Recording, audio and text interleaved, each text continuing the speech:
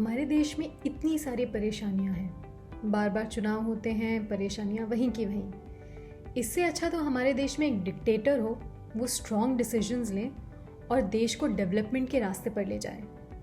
इस दौरान थोड़ी बहुत जो परेशानी होगी सो होगी, बहुत सारे लोगों का ऐसा मानना है। पर वो शायद ये नहीं समझते कि अगर देश में डिक्टेटरशिप होती तो उन्हें ये बोलने का भी हक नहीं होता, ना कुछ बोलने का राइट होता और ना ही वोट डालने का राइट होता।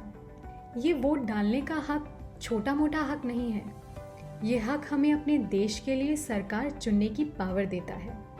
समय समय पर अलग अलग चुनावों के दौरान हजारों लोग इस राइट का इस्तेमाल करते हैं और मिलकर ये तय करते हैं कि देश के लिए, राज्य के लिए या उनकी पंचायत या म्युनिसिपैलिटी के लिए कौन लोग चुने जाएंगे, कौन होंगे वो लोग जो इस व्यवस्था को संभालेंगे।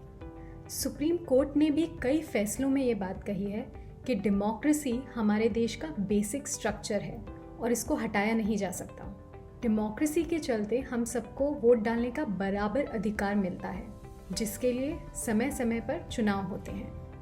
इस इलेक्शन प्रोसेस का इम्पार्शियल और सही तरीके से होना बहुत ज़रूरी है। इसके लिए हमारे कॉन्स्टिट्यूशन में इलेक्शन कमीशन का प्रावधान किया गया है।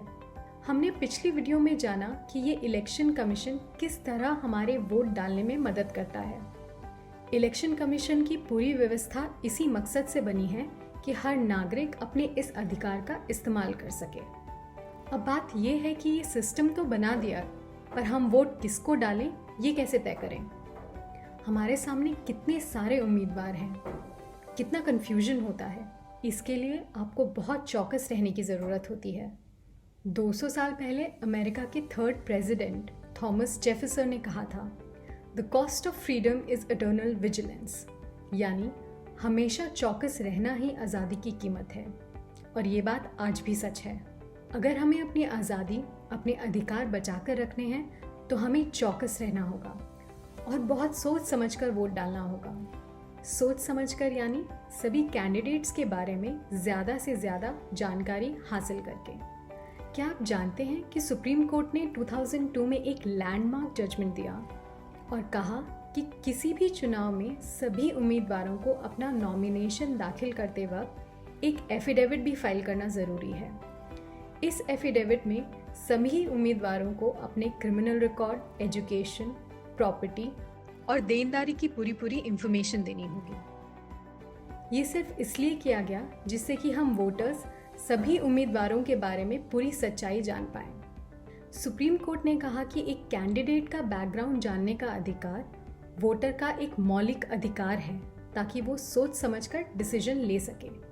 हर चुनाव के पहले अलग अलग पॉलिटिकल पार्टीज बहुत सारे वादे करते हैं और अपना मैनिफेस्टो भी जारी करते हैं। हमें इस बात पर पूरी नज़र रखनी चाहिए कि उनके मैनिफेस्टो में क्या लिखा है। ये आपके वेलफेयर और डेवलपमेंट के बारे में बात करते हैं या नहीं। कुछ उम्मीदवार इंडिपेंडेंट भी खड़े होते हैं और उनका अपना मैनिफेस्टो होता है। कोई पार्टी से जुड़ा हो या इंडिपेंडेंट कैंडिडेट हो, ये ज़रूर देखना चाहिए कि पिछले चुनाव में अगर वो जीते थे तो उन्होंने अपने वादे पूरे किए या नहीं।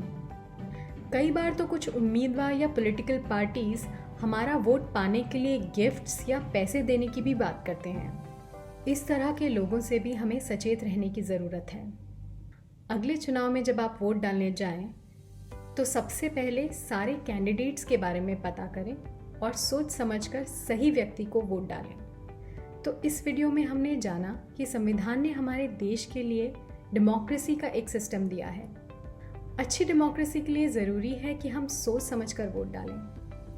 हमने ये भी जाना कि अपना वोट डालने से पहले हमको सभी कैंडिडेट्स के बारे में पूरी जानकारी होना बहुत ज़रूरी है।